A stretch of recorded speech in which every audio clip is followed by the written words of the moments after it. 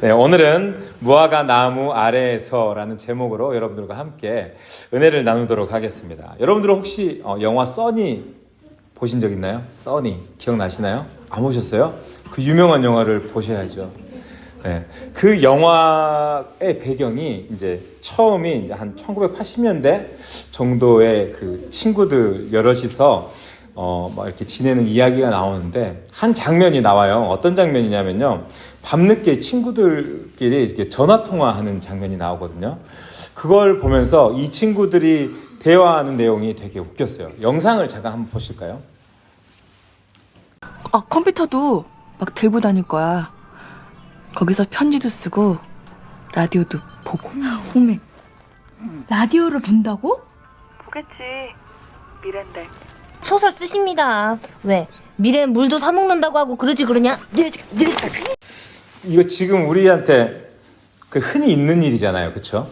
흔히 있는 일인데 이 시대에는 이게 뻥 같았잖아요. 뻥. 그죠? 거짓말 같은 이야기였죠. 그러니까 지금 이 시대가 1980년대라고 하니까 그죠? 저 나이로 보면 지금 여기는 하윤이 정도, 8살 정도, 85년도에 제가 8살이었거든요. 그러니까 그 시대라고 하면은 생각해 보면은 전화를 얼굴을 보고 한다. 에이, 그런 게 어디 있어? 라고 이야기를 했던 것 같아요. 그리고 전 국민이 뭐 지금처럼 전화기를 한 대씩 다 들고 다닌다 하면은 말도 안 되는 소리 한다고 했지 않겠어요? 그렇죠? 근데 지금 어떻습니까? 우리 식구들 5대 다 핸드폰 5명이 다 들고 다니고 있는 것 같아요. 그리고 우리 아이들 어디 가다 길 잊어버리면 화상전화로 저한테 이렇게 전화를 하는 경우가 있어요. 그러니까 뭐 지금 이렇게 이야기했던 것들은 실은 이 시대의 사람들은 40년 후를 내다보지 못했기 때문에 아니 상상을 했더라도 설마 이런 일이 있을까라고 그렇게 생각을 했을 것입니다. 그래서 여러분 세상은 어떻게 보면은 사람들이 생생하게 그렇죠. 오감으로 우리가 느끼고 체험한 것들만 믿으면서 살아가는 게 우리의 모습이 아닌가라고 생각을 하게 됩니다. 그래서 우리가 실제로 경험하지 못한 것들에 대해서는 어때요? 잘 신뢰하지 못하고 그렇죠? 의심하고 그런 것이 우리들의 모습이지 않은가라고 생각을 해보게 됩니다. 그래서 오늘 그 본문의 주인공인 나다나엘도 아마 그렇지 않았나, 그런 심정이지 않았나라고 봅니다. 그래서 어땠나요? 직설적으로 이야기를 합니다. 메시아가 나타났다고 하니까 에이, 말도 안 된다. 그러면서 의심을 거두지 못합니다. 어떻게 선한 것이 나사렛에서 날 수가 있냐? 에이, 말도 안 된다. 이런 의심을 하게 됩니다. 오늘은 이런 의심 많고 직설적인 제자, 우리가 잘 알고 있는 원래는 그죠? 바돌로메라고 하죠. 바돌로메라고 불리는 이 나다나엘을 통해서 우리는 예수님의 부르심에 대해 어떤 제자의 모습으로 살아가야 할지 함께 은혜를 나누어 보도록 하겠습니다. 첫 번째로 큰 믿음은요, 솔직한 의심에서 시작된다라는 것을 여러분들 기억하셨으면 좋겠습니다. 우리 한번 읽어보도록 하겠습니다. 시작. 큰 믿음은 솔직한 의심에서 시작됩니다. 우리 말씀 한번 읽어볼까요? 네, 오늘 말씀 1장 45절에서 46절까지의 말씀입니다. 같이 읽어보겠습니다. 시작. 빌립이 나다나엘을 찾아 이르되 모세가 율법에 기록하였고 여러 선지자가 기록한 그 일을 우리가 만났으니 요셉의 아들 나사렛 예수니라. 나다나엘이 이르되 나사렛에서 무슨 선한 것이 날 수 있느냐. 빌립이 이르되 와서 보라 하니라. 아멘. 네. 자, 보십시오. 45절에서 나다나엘은 빌립으로부터 예수님을 소개받았어요. 그때 뭐라고 이야기합니까? 나사렛에서 무슨 선한 것이 날 수 있느냐. 그죠? 그리고 너가 말하는 그 사람이 정말 메시아냐? 하면서 의심을 했습니다. 그렇죠? 여러분, 나다나엘의 이러한 반응은요, 당시에 너무나 솔직한 반응이라고 할 수도 있지만 또 일반적인 편견을 반영하는 말이기도 했습니다. 그리고 나다나엘은 정말 정확하게 빌립에게 질문을 했다라는 사실도 우리가 곧 알 수가 있습니다. 왜냐하면 어쨌든 우리는 이렇게 좀 드라마틱하게 예수님께서 찾으셨으면 어떻게 반응해야 돼요? 오, 주님! 그죠? 주님 감사합니다. 나를 이렇게 찾으시다니요. 이렇게 반응해야 되는데 나다나엘 예수라고? 이러면서 의심부터 하지 않습니까? 그럼 보통 사람들은 그죠? 예수님이랑 어떻게 반응하셔야 될까요? 이거 봐라, 이거 건방지네. 내가 메시아인데 부르면 와야지. 빠져가지고 의심부터 하네. 지금 거의 뭐 이런 식 아닙니까? 그러면서 제자 명단에서 넌 빼야 되겠다. 이렇게 반응하셨나요? 아니잖아요. 예수님은 그런 나다나엘을 외면하지 않으시고 오히려 이런 의심하고 이렇게 이야기했던 모습에 대해서 그 마음을 아시고 그를 오히려 부르셨습니다. 부르시고 그에게 이렇게 말씀하시죠. 47절의 말씀입니다. 제가 한번 읽어보겠습니다. 예수께서 나다나엘이 자기에게 오는 것을 보시고 그를 가리켜 이르시되 보라, 이는 참으로 이스라엘 사람이라 그 속에 간사한 것이 없도다. 아멘. 뭐라고 하셨죠? 그는 간사하지 않은 참 이스라엘 사람이다 라고 그렇게 말씀하셨습니다. 여러분, 이게 무슨 의미일까요? 어떤 의미일까요? 그러니까 이 말씀은요, 이 나다나엘이라는 사람 자체가 정말 편견 없이 진실하게 진리를 추구하는 그런 태도를 가진 사람이다. 뭐 이런 의미인 것입니다. 그러니까 여러분들 간사하다란 말 무슨 말인지 아시죠? 간사하다. 무슨 말입니까? 교활하거나 어떤 속임수를 쓰지 않는다. 정말 투명하고 정직하게 행동한다. 뭐 이런 이야기 아니겠습니까? 그래서 나다나엘은 친구인 빌립이 찾아와 예수님을 소개할 때 속에 있는 그 이야기를요, 속일 수도 있잖아요. 친구니까 그래 뭐 그래 알았어 이렇게 할 수도 있지만 그게 아니라 아닌 건 아니라고 그 의심에 대해서 여과 없이 표현했던 것입니다. 그러니까 다시 말해서 의문이 생기면은 그걸 즉각 밖으로 꺼내 묻는, 어떻게 보면은 속이 없나 이럴 수도 있지만 그게 아니라 정말 솔직한 심성의 사람이다라고 볼 수 있는 것입니다. 지금 나다나엘은 진리를 향해서 어떻게 보면 직진하는 사람, 진리를 향해서 어떻게 보면 순수하게 반응하는 그런 사람이었다라는 것입니다. 여러분, 예수님께서 나다나엘에게 간사함이 없다고 한 가장 큰 이유가 뭔지 아십니까? 가장 큰 이유는요, 바로 인간적인 의심을 정직하게 드러냈습니다. 그리고 그로 인해서 자기가 진리를 명확하게 발견했을 때 그 앞에서 정말 그것을 기꺼이 굴복하고 그 앞에 순종하는 마음을 보였다라는 것입니다. 그렇기 때문에 예수님께서는 나다나엘에게 간사함이 없다라고 이야기를 하셨다라는 것입니다. 우리가 말이죠, 종종 신앙생활 하면서 마음속에서 의심이 생길 때도 있고 어떤 질문들이 생길 때가 참 많이 있습니다. 그럴 때 그런 마음 가진다고 어떻습니까? 하나님이 우리에게 뭐라고 하십니까? 그죠? 우리가 궁금한 거, 좀 불경스러운 질문, 우리 마음속에 생기기도 하면은 기도하면서 하나님 왜 그러셨어요? 막 이런 얘기하면 하나님이 이 버르장머리 없는 놈, 막 이렇게 얘기하십니까? 아니잖아요. 우리 마음속에 그런 의심들과 그런 궁금증, 그런 마음들이 생길 수가 있습니다. 그러면요, 그런 것 가지고 하나님께서 우리를 다그치시냐? 아니라는 말입니다. 하나님께서는 우리의 의심 정죄하십니까? 아니라는 이야기입니다. 주님께서는 우리가 의심하고 때로는 질문하고 그렇게 주님 앞에 나아갈 때 오히려 우리에게 친히 다가오셔가지고 믿음으로 더 우리가 한 발짝 나아갈 수 있도록 우리를 인도하여 주신다라는 이야기입니다.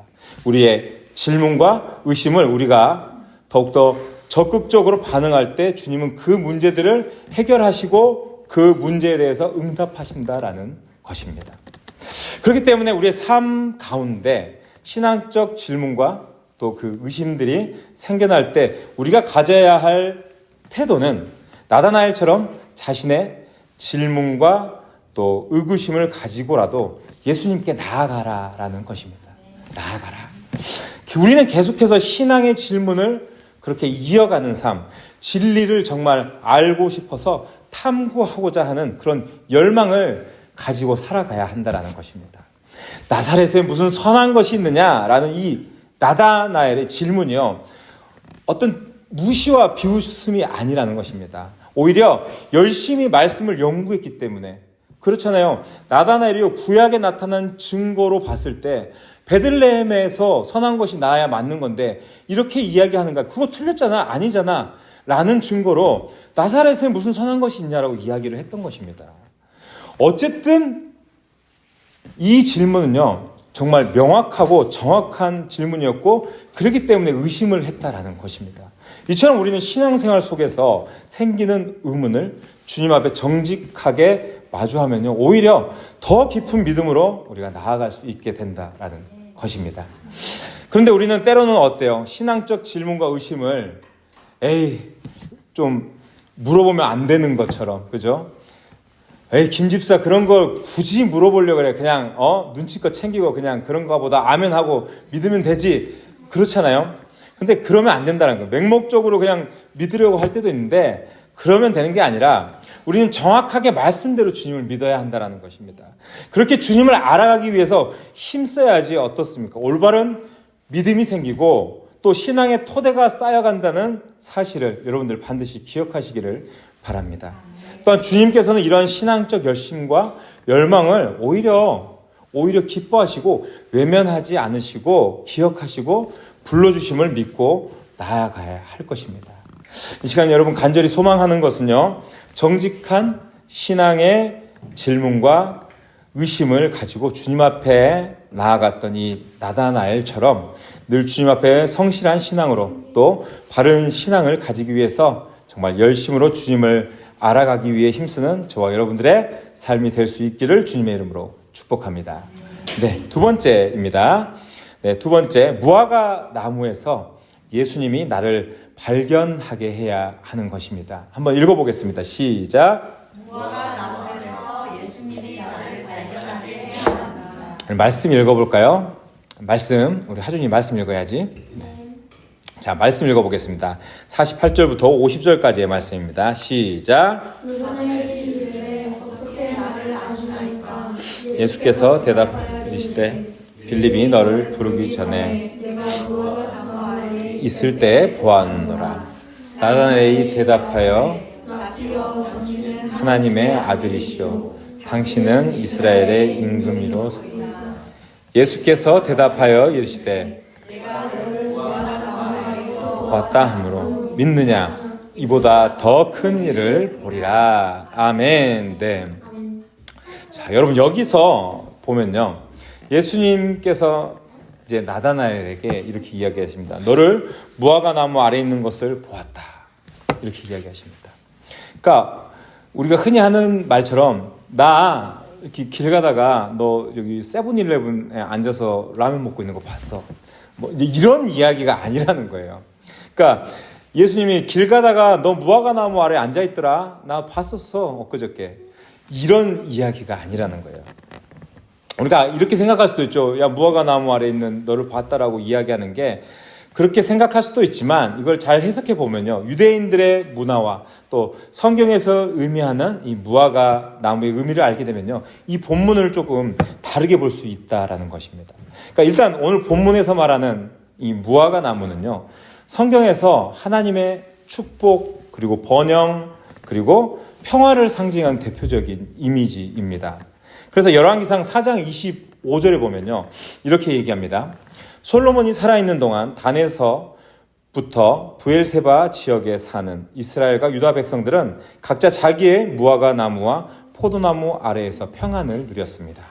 네, 이 평안에 대한 이야기를 할 때 포도나무와 무화과 나무에 대해서 이야기를 한다라는 것입니다.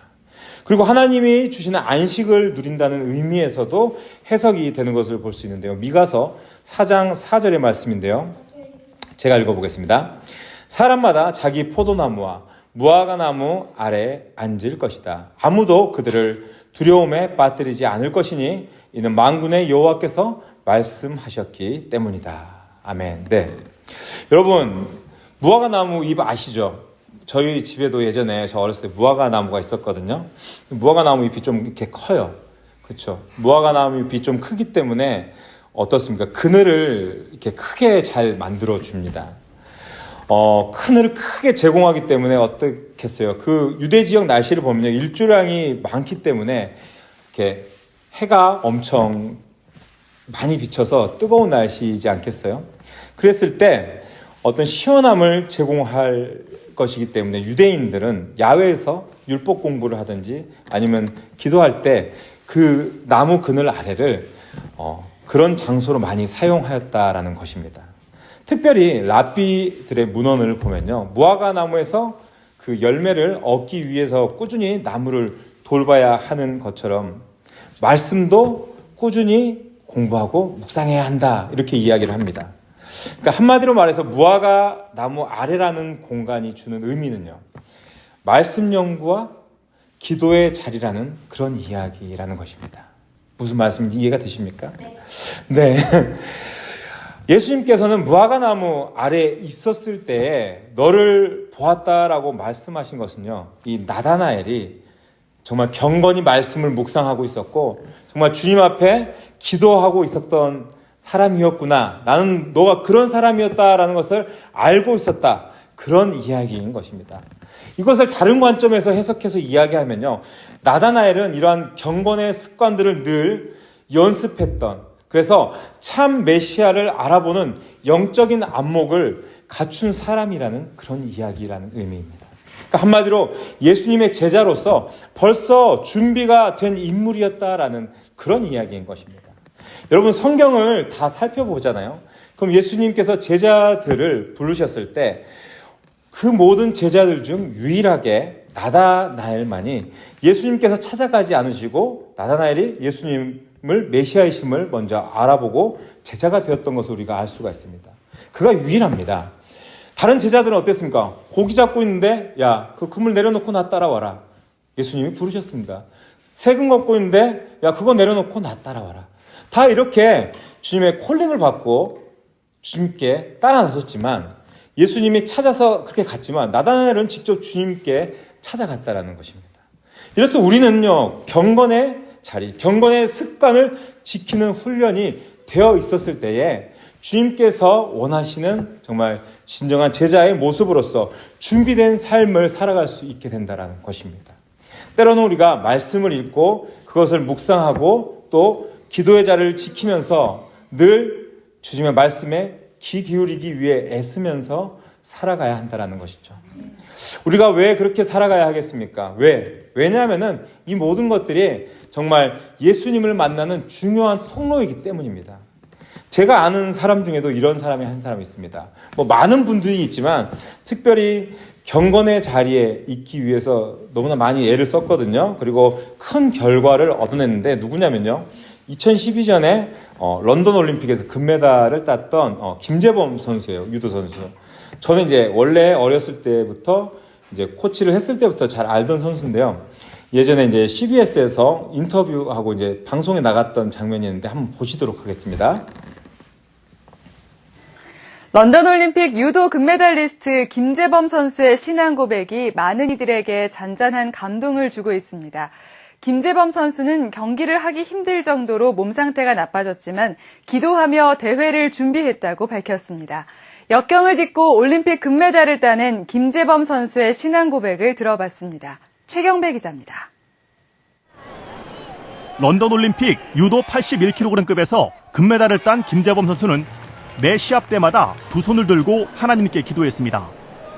하나님이 도와주시지 않는다면 결코 상대 선수를 이길 수 없을 정도로 김 선수의 몸 상태는 좋지 않았습니다. CBS 라디오 김현정의 뉴스쇼에 출연한 김 선수는 의료진이 대회 참가를 말릴 정도로 육체의 고통이 심각했다고 밝혔습니다. 어깨, 팔꿈치, 손가락, 무릎이 왼쪽 전체적으로 밸런스가 다 깨져서요. 다 수술을 받아야 되는 상황이고요. 한 곳을 어떻게 할 방법이 없어요, 사실.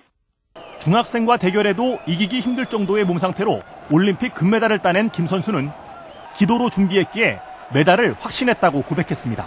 반을 못 쓰는데 몸을 나는 금메달을 따러 왔고 내가 영국 땅에 와서 하나님을 나타내는 증인으로 내가 선택받은 사람이라는 걸 정말 확신을 가졌어요. 확신을 가지니까요, 두려운 것도 없고요. 겁날 게 없어요. 50 논란으로 침울했던 유도 대표팀에게 첫 금메달을 안겨준 김재범 선수는 4년 전 베이징 올림픽에서 은메달을 딴 뒤 CBS TV 새롭게 하소서에 출연한 바 있습니다. 당시 김 선수는 경기장에 나설 때마다 드리는 기도가 결코 형식적인 기도가 아니라 한 사람의 영혼을 살리는 기도이길 희망한다고 고백했습니다. 기도가 형식적인 무릎 꿇고 그냥 우승 후 형식적인 무릎 꿇고 기도가 아닌 그냥 제 기도로서 정말 영혼 구제를 할 수 있는 그렇게 할 수 있게끔 도와달라고 이렇게 기도드렸어요. 4년 전 베이징 올림픽에서의 아쉬움을 딛고 믿음으로 기도하며 구슬땀을 흘린 김재범 선수는 또 다른 목표를 향해 기도하며 달려가겠다고 고백했습니다. CBS 뉴스 최경배입니다. 네. 김재범 선수는 그렇죠. 운동선수로서 최고 목표인 올림픽에서 금메달을 땄습니다. 근데 이제 이 친구를 이 친구라고 해도 되니까요. 저는 워낙 잘 알아가지고. 네. 이 선수를 아는 게 이제 뭐 간증에서도 여러 번 얘기했는데 어떤 투지도 끈기도 인내도 정말 대단한 선수였어요. 뭐 다리가 부러지면 상체 운동을 하고 있었고 팔이 부러지면 다리 운동을 하고 있는 정말 그런 선수였거든요.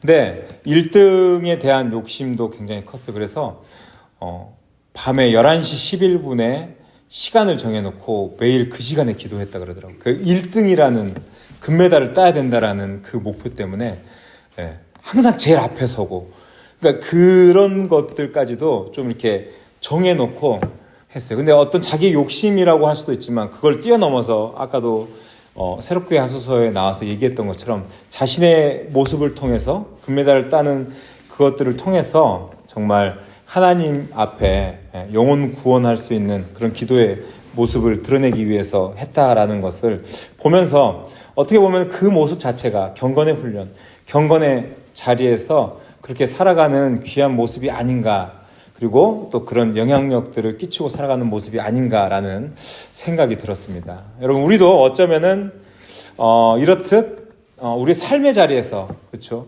큰 것들이 아니라 우리가 각자 해낼 수 있는 것들로, 때로는 말씀으로, 기도로, 또 우리가 할 수 있는 그 모든 것들로 주님과의 경건의 자리를 지키면서 늘 주님이 우리를 지켜보시도록, 너 그때 그 무화과 나무 아래 있었구나, 그렇게 주님께서 기억하시도록 우리가 그 자리에 머물러 있어야 하지 않겠습니까? 이 시간 여러분 간절히 바라기는 주님이 우리를 잘 발견할 수 있는, 어쩌면 평범한 그런 일상일지 모르지만 너무나 위대한 그런 믿음의 자리, 신앙의 자리를 찾아서 오늘도 그 자리 성실하게 지키며 살아가는 저와 여러분이 될 수 있기를 주님의 이름으로 축복합니다. 네, 세 번째입니다. 세 번째는 우리의 결단이 부활의 자리까지 함께 해야 한다는 것입니다. 같이 읽어보겠습니다. 시작. 우리의 결단이 부활의 자리까지 함께해야 한다. 네, 요한복음 21장 1절부터 2절까지의 말씀 같이 읽어보도록 하겠습니다. 같이 읽어볼까요? 시작. 이 일이 일어난 후 예수님께서 디베랴 호수에서 여자들에게 다시 나타나셨습니다. 시몬 베드로 디두모라는 베드로의 간증과 갈릴리 가나 사람 나다나엘 세베네 두 아들 그리고 다른 두 제자가 함께 있었습니다. 아멘. 네. 이 장면은 예수님이 그렇죠? 십자가에서 죽으시고 부활하신 뒤에 제자들에게 나타나신 그 장면입니다. 예수님이 십자가에 달려 돌아가셨을 때에, 그죠? 그때 제자들이 예수님 곁에 남아 있었나요? 없었습니다. 다 도망갔죠. 네. 싹 다 도망갔습니다. 그러나 예수님이 부활하시고 제자들을 부르신 자리에 함께 했던 제자들은, 그렇죠? 지금 방금 읽은 구절에서 볼 수가 있는데 그 자리에 나다나엘도 같이 있었다라는 것을 우리가 발견할 수가 있습니다. 여러분, 우리가요, 신앙생활을 보면요, 한순간, 그쵸, 주님 사랑합니다. 주님, 목숨 바쳐서 주님 앞에 순종하겠습니다. 뭐 이런 고백을 합니다. 그러다가도 어떻습니까? 우리 삶의 고난의 문제, 어떤 역경들, 많은 문제들에 걸려서 넘어지게 되면 어때요? 주님 곁을 떠나기도 하고 주님을 외면하기도 합니다. 그러나 또 그러다가 어떻게 됩니까? 그러다가도 우리의 연약함을 또 우리가 돌아보고 또 우리의 부족함과 우리의 죄를 회개하고 다시 돌아와서 어때요? 눈물 콧물 짜면서 주님 아니면 저는 안 됩니다. 오직 주님뿐입니다. 다시 그렇게 부르짖고 울부짖고 외치고 고백하면서 다시 주님과 함께 걸어가야 할 그 위대한 믿음의 여정들을 걸어나가지 않습니까? 마찬가지입니다. 마찬가지. 나다나엘은 오늘 본문 49절에서 그랬어요. 예수님을 하나님의 아들이요 이스라엘의 임금입니다. 그렇게 고백했습니다. 그러자 예수님께서는 그에게 하늘이 열리고 하나님의 사자들이 인자 위에 오르락내리락 하는 것을 보게 될 것이다 라고 말씀하셨습니다. 아마도 예수님께서는 이 녀석들을 제자 삼아도 중간에 정말 많은 과정들과 문제들이 생길 것이라는 것을 아마 알고 계셨을 거예요. 그렇지만 그럼에도 이 제자들을 통해서 문제가 있지만 그들이 성장하고 성숙함으로써 더 큰 일을 보게 하시려고 그들에게 그 사명을 맡기고 그 사명을 이루어 가게 하시려고 부르셨다라는 것입니다. 결국 나다나엘 어떻게 됐습니까? 기독교 전승에 따르면요, 나다나엘은 복음 전하다가 순교당했습니다. 그것도 산채로 껍질이 벗겨져서 죽음을 당했다라고 그렇게 전해집니다. 사랑하는 여러분, 예수님을 믿고 따르는 삶을요, 우리가 때때로 이렇게 멈출 때도 있습니다. 그리고 넘어져서 지쳐서 조금 쉴 때도 있습니다. 그러나 우리가 제자로서 부름받았고 주님이 우리의 주인임을 고백했다면요, 맡겨진 사명을 향해서 그럼에도 불구하고 한 걸음씩 또 한 걸음씩 우리가 조금씩 전진해 나갈 수 있어야 할 것입니다. 그리고 그렇게 나아갈 때에 주님께서는 우리에게 제자로서 살아가며 더 큰 영적인 경험을 갖게 하시고 또 그로 인해서 험난한 과정을 더욱더 지나가게 하시고 그 모든 것들을 지나면서 우리를 더욱더 성숙하고 또 성장하게 하시면서 하나님이 예비하신 놀라운 역사를 목격하게 인도하신다라는 것입니다. 마지막으로 나다나엘은요, 다른 사복음서에서 바돌로메라고 불린다고 했습니다. 그 이름의 뜻이 헬라어로 바르톨마이, 그러니까 즉 톨마이의 아들이라는 뜻입니다. 만약에 그 시대의 아버지 톨마이의 직업이 어떻겠습니까? 바돌로메가 제자로 살지 않았다면은 그게 바돌로메의 직업이 되었을 것이고 톨마이의 재산이 어땠습니까? 그의 재산이 될 것이었습니다. 왜냐하면 그것이 이 바돌로메의 정체성이기 때문입니다. 그러나 결국 어떻게 살았습니까? 결국 그는 예수님의 제자로 그것들을 다 버리고 살았습니다. 여러분, 나다나엘의 그 이름의 뜻이 무엇인지 아십니까? 선물이라고 합니다. 하나님의 선물. 하나님의 선물입니다. 그는 톨마이의 아들처럼 살 수도 있었지만 결국에는 하나님의 선물로 사는 인생을 택했다라는 것입니다. 이 시간 여러분 간절히 바라는 것은요, 우리에게 주어진 무화과 나무 아래에서 최선을 다해 준비되어지는 모습이 결국 주님께 발견되어지고 또 주님과 동행하는 그 여정 가운데 우리가 단순히 주님 앞에 신앙 고백만 하는 그런 고백에 머무르지 않고 예수님을 더 깊이 체험하고 또 맡겨진 사명 우리가 성실하게 감당하는 이런 나다나엘과 같은 저와 여러분들의 삶이 될 수 있기를 주님의 이름으로 축복합니다. 아멘. 우리 다 같이 주신 은혜를 기억하면서